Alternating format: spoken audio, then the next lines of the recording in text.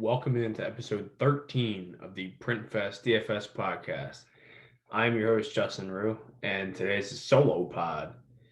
I'm going to be breaking down the Week 12 Draftkings main slate.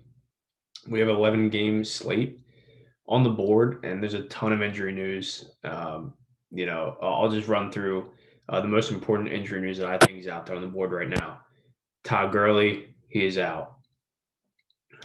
So that's going to open up Brian Hill. I'll talk about him.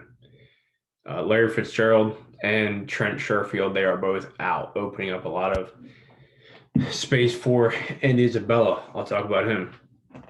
John Brown of the Buffalo Bills, he is out. DJ Chark and Chris Conley for the Jacksonville Jaguars, they are both out. Salvon Ahmed for the Miami Dolphins, he is out. Still don't know about Myles Gaskin. We'll see on Sunday. Nick Foles is doubtful. Irv Smith of the Minnesota Vikings, he is doubtful. And Adam Thielen of the Minnesota Vikings is also doubtful. He's on the COVID list. We'll see if he can come back on Sunday. That is the most impactful news on this slate, and there's a lot of stuff that kind of moves some stuff around for us. I mean, with Gurley out, that opens up a lot of carries, obviously, for Brian Hill. For Ito Smith, probably going to be leaning towards Brian Hill at minimum price. At home, taking on this Las Vegas Raiders defense. I'll get into him. So I'm going to break down position by position, and we're going to start at quarterback. So my favorite quarterback on the main slate, and I should mention here that I play DraftKings. I play cash. I don't play a lot of the lotteries, a lot of the tournaments. I grind cash games, head to heads, double ups, all that kind of action. So my favorite quarterback on the slate, for the price considered, of course, is Derek Carr. Derek Carr is 5,700. He's on the road at Atlanta. They have a 28.5 implied total. Derek Carr, he's actually pushing the ball downfield quite a bit more this year as compared to years past. His ADOT over the last 5 games, average depth of target, is 8.8 yards, and he's actually running a little bit as well. I mean, he's averaging 18 yards rushing per game over the last 5 as well. So it's not nothing. Obviously, it's not Kyler Murray, it's not Taysom Hill, it's not Daniel Jones, it's not Josh Allen, but it's not Tom Brady. It's not Matt Ryan. It's not Baker Mayfield, Phillip Rivers, Jared Goff. These guys who give you literally zero on the ground. So at least he's giving you something there. And then, of course, the matchup. I mean, he's taking on this Atlanta defense that gives up 8.4 yards per attempt, 29 fantasy points per game to opposing quarterbacks, so 26 DVOA, and they get no pressure on the quarterback at all. So 5,700, taking on this Atlanta defense that has allowed quarterbacks over the last 10 games, 9 of them to finish in the top 14 in fantasy. So I think that, he has a pretty solid floor here. And if Julio Jones can play this game, he's questionable. If Julio Jones can play in this game, I think that raises the ceiling for everyone in this game overall. It'll force Vegas to keep throwing, force their Carr to keep throwing, kind of go back and forth. Of course, how we love, quarterbacks playing in that dome. So I think that Derek Carr 5,700 is definitely my favorite quarterback play on the main slate. My second favorite quarterback comes from this other game that I love, and of course, it is the Chargers at Buffalo. And so my favorite quarterback in this game is actually going to be Justin Herbert. He comes in at 7,200, and he is 400 cheaper than Josh Allen. And we know that this game is going to shoot out. I mean, Herbert has been a top 12 quarterback in 7 straight games heading into this game here against Buffalo. Buffalo, they blitz at the 6th highest rate. This is per Lord Reeves, at Lord Reeves on Twitter. I'm sure you guys all know him. So Buffalo, they blitz at the sixth highest rate, and Herbert versus the blitz averages 9.1 yards per attempt.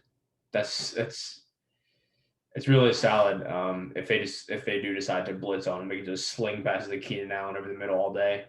Um, so no game that the Chargers have played has scored below 50 points since week 3. So this is a team that is always going to be involved in shootouts.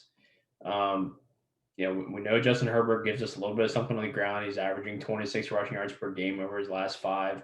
He's averaging 29 fantasy points per game on DraftKings over his last 5. They have a 24 implied total, so it's not great. But he's playing out of his mind, and this Buffalo defense is nothing to run away from at all. Yeah, they rank 14th DVOA. It's a middling matchup at best. He got 7.6 yards per attempt on the year. So, and pace in this game is awesome. Both of these teams play at top 10 paces, situation neutral over at Football Outsiders. So I think that Justin Herbert at 7,200, he's had such a nice floor this year, and I think that he can have access to a really solid ceiling, in this spot against Buffalo. And Josh Allen, for in that same right, on the other side, he's a little more expensive at 7,600, but their implied total is 29. So, we know they're going to be scoring. One potential issue here is with John Brown out. Josh Allen hasn't been as good in those games with John Brown out. I believe he's averaged like 1.5 yards per attempt less um, with John Brown out of the lineup. So, yeah, in this spot, I'm probably going to be leaning Herbert, even though they are a West Coast team traveling east for a 1 o'clock start. I like Justin Herbert in this spot. So, those are my favorite 2 quarterbacks, for cash games at their respective prices. Moving on to running back, I think that there is one true lock on this slate, and he's basically been a lock every time that he steps on the field, and it's Dalvin Cook, right? I mean, he's priced up.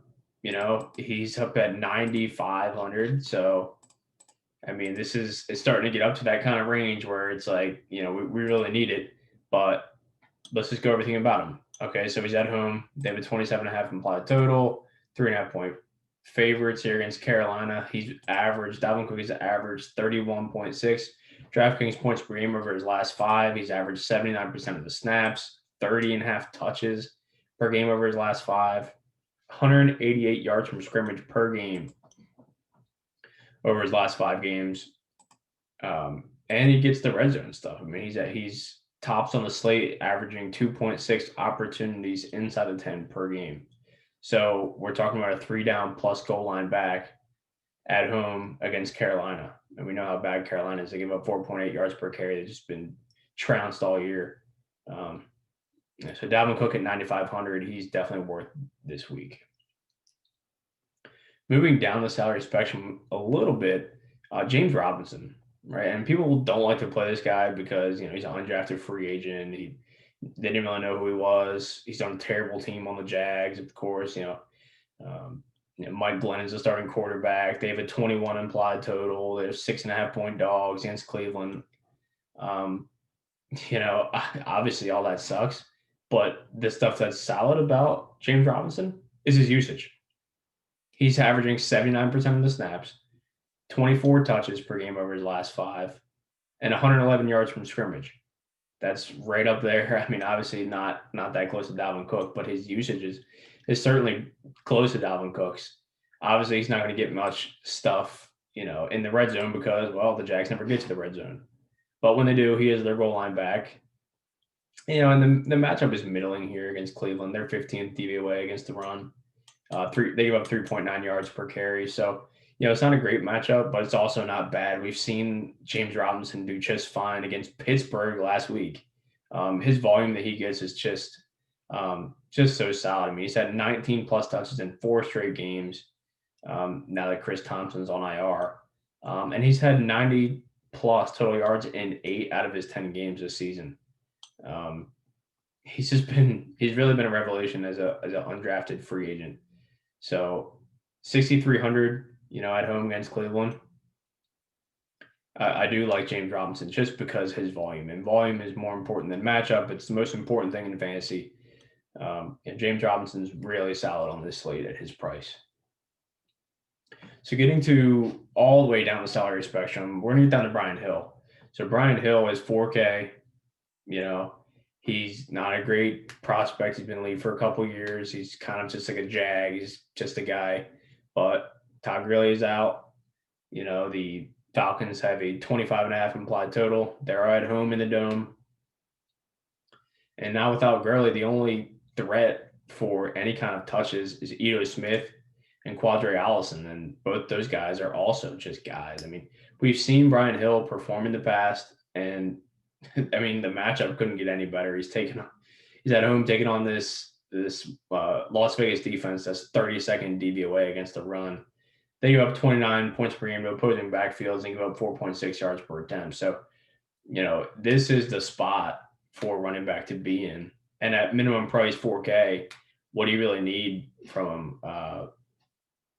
You probably need about 12 points from him.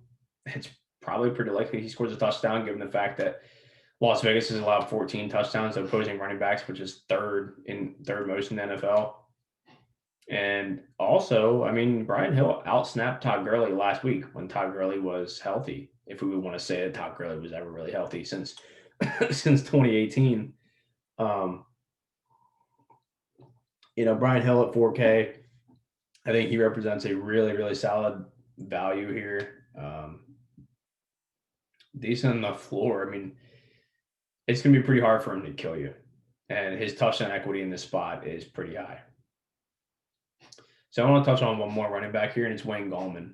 So Wayne Gallman's at 5K, so he's 1,000 more expensive than Brian Hill. I think he's probably going to project for maybe 1 or 2 points than Brian Hill. So Brian Hill's probably a better point per dollar, but if you don't want to go down that route, you can go with Wayne Gallman. So Wayne Gallman is on the road here against Cincinnati. We know how terrible Cincinnati is. Give up 5.2 yards per attempt, 23rd DVOA against the run. And the Giants have a 25 implied total, and they're 6-point favorites. So we're talking about a home favored running back. That's always a spot we want to be in. Wayne Gallman, over his last 5 games, he's averaged 53% of the snaps, 15.5 touches. He's not getting many targets. He's only averaging 2.5 targets per game. But he is getting the goal line. He's scored in each of his last 4 games. So maybe a little bit touchdown reliant. Yeah, but he's going against Cincinnati. And Cincinnati's a total dumpster fire on the defensive end. And they don't have Joe Burrow.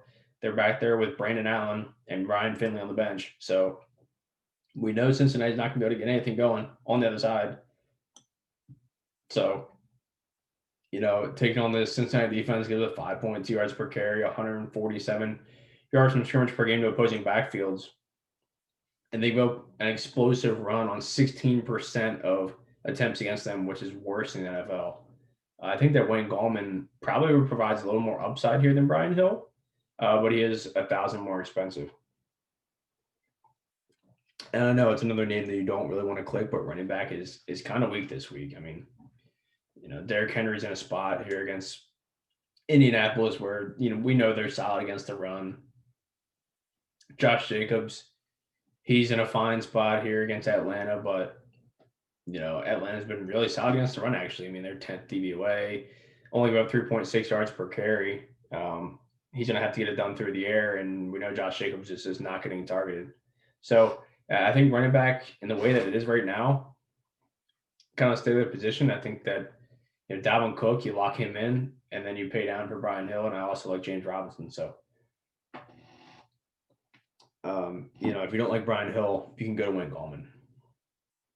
So moving on to wide receiver, I think the first thing we have to mention here is no Adam Thielen and what that does to the Minnesota Vikings. We know the Minnesota Vikings want to lean on the run. Over the last 5 weeks on early downs in the first half of games, they run the ball 55% of the time. That's 7th highest in the NFL. So we know they like to run. That's their foundation. But when you pull out Adam Thielen, who has about a 28% target share out of this offense, that creates a massive vacuum, and someone has to fill that. Now, I know they're not going to throw the ball much, but someone has to fill those targets, especially all the end zone targets that he's been getting. And who else to fill them with Justin Jefferson? The rookie's been an absolute revelation. He's led the league in yards per route run. He's been extremely efficient. They're at home. They have a 27.5 implied total. He's averaged 20 DraftKings points per game over his last 5. He's been a little consistent. He's only averaged 5.8 targets per game over his last 5, but a 0.71 weighted opportunity rating, which is a combination of air yard market share and target market share. It's a Josh Hermsmeyer stat. Uh, it's very descriptive of what a player's volume has actually been in the context of their offense. So the 0.71 number is a top 10 number on this slate. Really solid over his last 5. And we know the kind of balls that he gets. I mean, Justin Jefferson has a 15 ADOT of his last 5 games. And we also know that Carolina, they allow the 4th most receptions of 20-plus yards. I mean, Jefferson leads the league in targets that are 15-plus yards downfield. Carolina gives up an explosive pass, 9% of pass plays. That's 22nd in the league. So this is kind of, all the kind of puzzle pieces are coming together here at 6,300 for Justin Jefferson, this elite talent. If Adam Thielen's not there, it's hard to get away from Justin Jefferson in this spot. I'll tell you that. It's very hard to get away. If you do want to get away from it, I think that there's a couple guys you can also pay up for. And I'm going to talk about 3 other guys. And number 1, I'm going to start with Keenan Allen. I'll start from the top and get on the bottom. So Keenan Allen, I talked about Justin Herbert, about how there's always going to be shootouts here in these games with the Chargers. Keenan Allen has been hugely benefiting from that. I mean, the guy over the last 5 games is leading the league in targets. So over his last 5, he's averaged 12.2 targets per game, 25 DraftKings points per game, 96 yards from scrimmage, 0.61 weighted opportunity rating, which is really solid. And, he's taken on this defense of Buffalo where they get gashed from the slot. And where does Keenan Allen run half his routes? Runs them in the slot. Are you afraid of Tre'Davious White? Well, he doesn't go to the slot. He won't go there. He's covered the slot 2% of the time. Keenan's had 9+ receptions in 4 of his last 5 games. He's priced up. He is 8K, but it's totally worth it. His chances of getting to 100 yards in this spot, we know it's going to be a shootout, is extremely high. His touchdown equity is fine. He's averaged 0.8 end zone targets per game. That's a pretty solid number here on the slate. Anything around 1 is extremely, it's extremely good. So Keenan Allen in this spot here against Buffalo at 8K might seem a bit overpriced, but I think we can get there if you pay down for Brian Hill.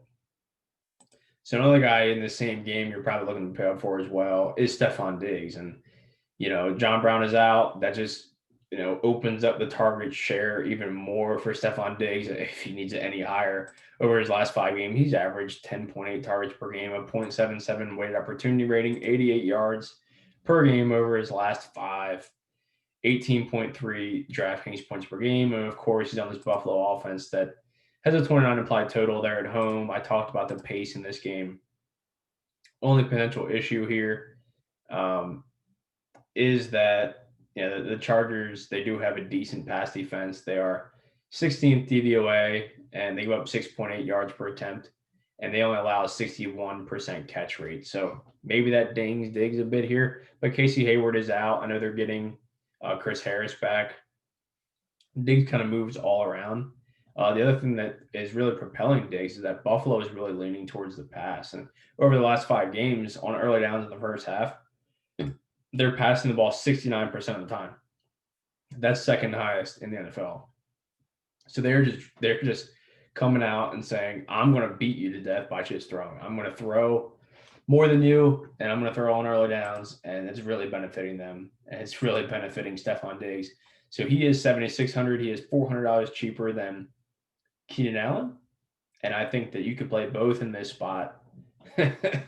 And if you really want to get away from Justin Jefferson, you can play both in this spot and get correlation there if this game starts to shoot out. So I have 2 other guys I want to mention here. So one more high price guy, and I know I'm talking about a lot of these high price guys, but I think there's a couple of guys you can pay down for. You can really afford them, and I'll mention them as we go. So Calvin Ridley. Calvin Ridley is fully healthy. He's off the injury report. Julio Jones is questionable in this game. If Julio can't go, it kind of hurts the entire offense for Atlanta. But if he can go, it should increase the ceiling of this offense. I think it's obviously probably better for Ridley if Julio doesn't go. It's just because it opens up so many targets and he's just a total alpha in this offense without Julio. So Calvin Ridley, over the last 5 weeks, he has averaged 6.7 targets per game, 0.59 weight opportunity, 67 yards from scrimmage. But the one big thing is that his red zone usage is off the charts. He averages 1.1 end zone targets per game, and we know his ADOT is 13.7. So he's getting these deep shots, and he's been really consistent. I mean, he's had 90 plus yards and or a touchdown in 7 out of 9 games here in 2020. And he's taken on this Vegas pass defense that is pretty middle of the road. I mean, they're definitely not a defense to shy away from. They allow 7.3 yards per attempt and 66 catch rate or 66% catch rate, and they're 18th DVOA against the pass. So definitely anything you want to away from. And if you can't get up to Stephon Diggs or Keenan Allen, you get Calvin Ridley at 7,100 in this game where I love Derek Carr. I'm going to talk about Darren Waller. It gives you a nice bring back option there with Calvin Ridley. And I think you can play Calvin Ridley with Brian Hill if need be. So one guy, I'm going to mention a few guys down here at the bottom rung. I think this is more of a stars and scrubs kind of slate where we talk about Brian Hill. I'm going to talk about like 3 or 4 receivers here. I'm just going to shoot them off kind of quick. My favorite punt receiver, and I'm not sure how well he's going to be projecting, but I think my favorite punt receiver is going to be Andy Isabella. So Andy Isabella, this is a second-year player. He was drafted in 2019 at 62nd overall in the NFL draft by the Arizona Cardinals. This is a player who ran 4.31 at the combine. Okay, so he's 5'9", 188, ran 4.31. We'll get that off the board. Okay, so he's an elite athlete. He runs fast as hell. But in college at UMass, he had a 52% college dominator. That's a player profiler stat. It's basically a combination of the percent of team touchdowns and percent of team yards. 52.5% is an outrageous elite number. He averaged 8.5 receptions per game. That's an elite number. And he averaged 4.13 yards per team attempt. That is also an absolute elite number. This was an elite producer in college. And I mentioned that Larry Fitzgerald is out. Larry Fitzgerald hasn't been out in years since Andy Isabella came in. He's never had the chance to play without Larry Fitzgerald there. Andy Isabella mainly plays the slot where Larry Fitzgerald mainly plays. Trent Sherfield, the 4th-string receiver, is also out. So this opens up a lot of opportunity here against New England, and that's definitely not a matchup that we're afraid of. So, this New England defense, they give up 8.7 yards per attempt. They're 31st DVOA against the pass. I mean, this is a bad pass defense. Stephon Gilmore is there. We know Stephon Gilmore will most likely be shadowing DeAndre Hopkins. If DeAndre Hopkins, I'm not saying he will get shut down. He likely won't be.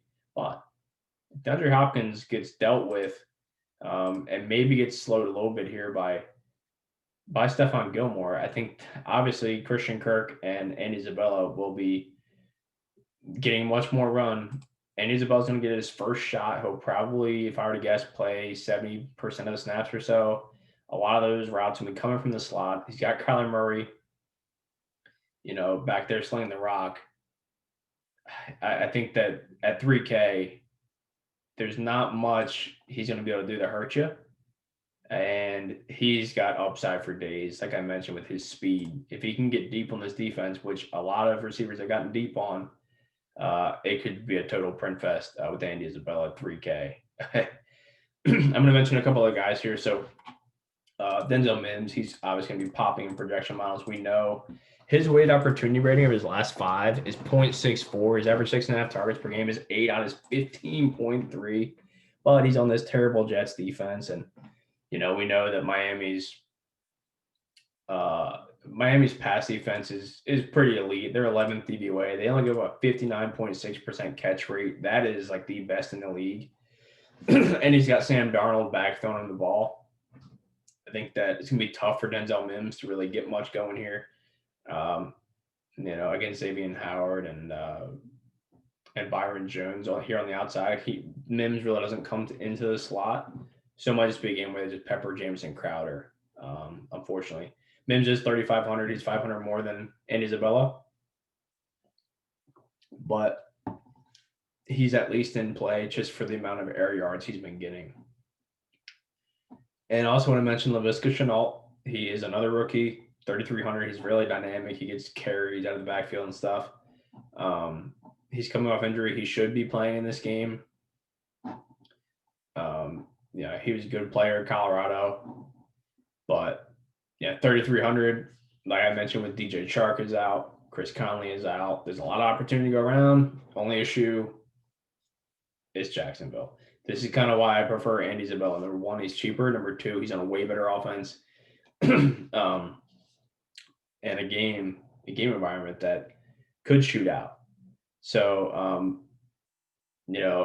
I think that I also like Gabe Davis down there. The Gabe Davis is 3K. John Brown is out. Gabe Davis is probably going to run around 80% of dropbacks.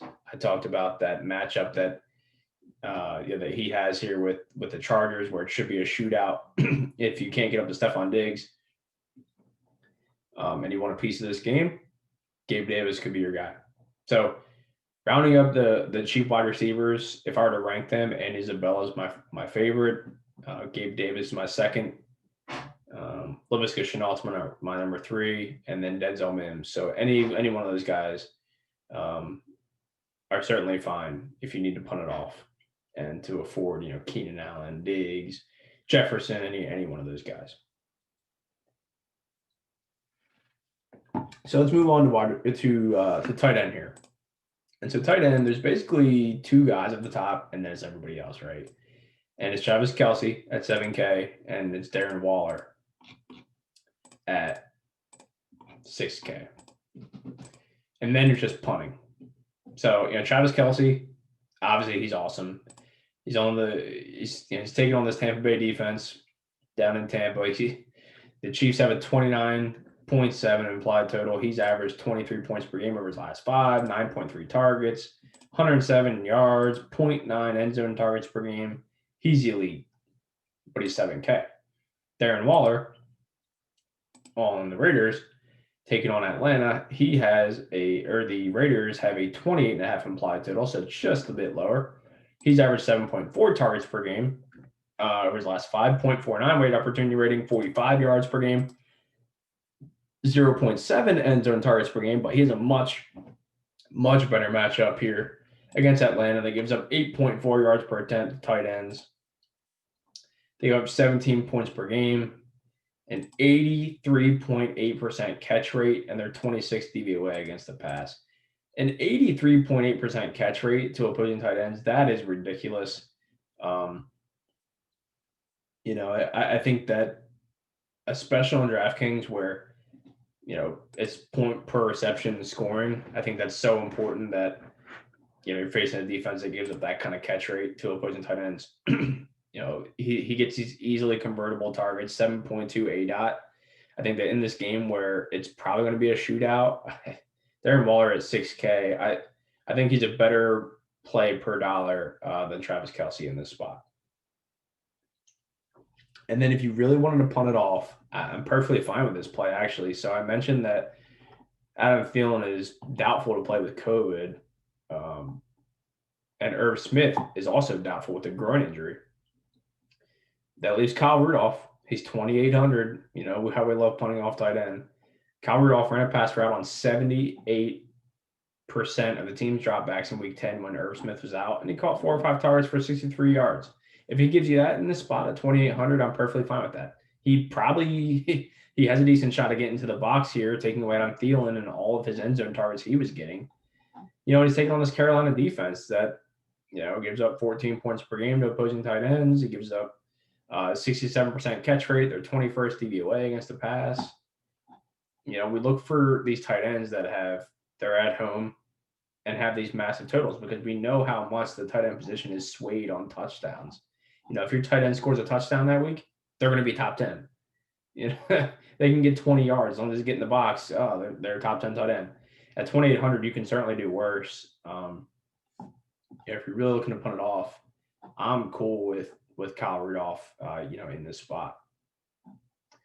So I think, we always like to bring up who is like the windmill play, right? And I think for me, the windmill play on this slate is Andy Isabella. I think Andy Isabella does it. I think he gets deep on this Patriots defense that has really struggled with the deep ball. They are 32nd DVOA, or they're 32nd, they're 31st DVOA. They're 32nd DVOA. I keep saying DVOA. They're a 32nd an explosive rate on pass plays. You have a 12% of plays are explosive pass plays against this Patriots defense, which is worse than the NFL. They give the second highest success rate and the highest yards per attempt to opposing wide receivers. I mean, I think that with a lot of the attention that Hopkins is going to get on Gilmore, Hopkins in his last 3 games against Stephon Gilmore, he's gone 5 for 64, 8 for 78, 7 for 76. It's going to be tough for Hopkins to get there on Gilmore. I'm not saying he can't get there; he certainly can, but it's going to be tougher, and that might filter some targets away from Hopkins. And if there's no Fitzgerald's gone, no Sherfield, the only other guy there is Keyshawn Johnson, and he hasn't played a game since week 3. So, Isabella's been on the field for about 20% of the snaps this season. I think he gets a big snap boost here. He's 3K. He was an elite prospect. He's got speed for days. I think he gets deep. I think Andy Isabella is the windmill play of the slate at 3K. So with that is going to do it. If you like this format, if you like the pod, feel free to leave a review, like the video on YouTube, leave a comment with your windmill play. Who is your windmill play of the week? Who's your favorite play you think he's going to be doing windmills for you and for your bank account? Go ahead and leave it in the comments. Give it a like. And, let me know any kind of feedback you have for the pod. So with that is going to do it for episode 13 of the PrintFest DFS podcast. Me and Scott will be back on Monday breaking down our DraftKings lineups. I will likely have a lot of Ed Isabella, and we'll talk about it on Monday. So with that's going to do it for the PrintFest DFS podcast. I'm your host, Justin Rue. Hit me up on Twitter at JustinRue23, JustinRau23 on Twitter. Good luck, everybody.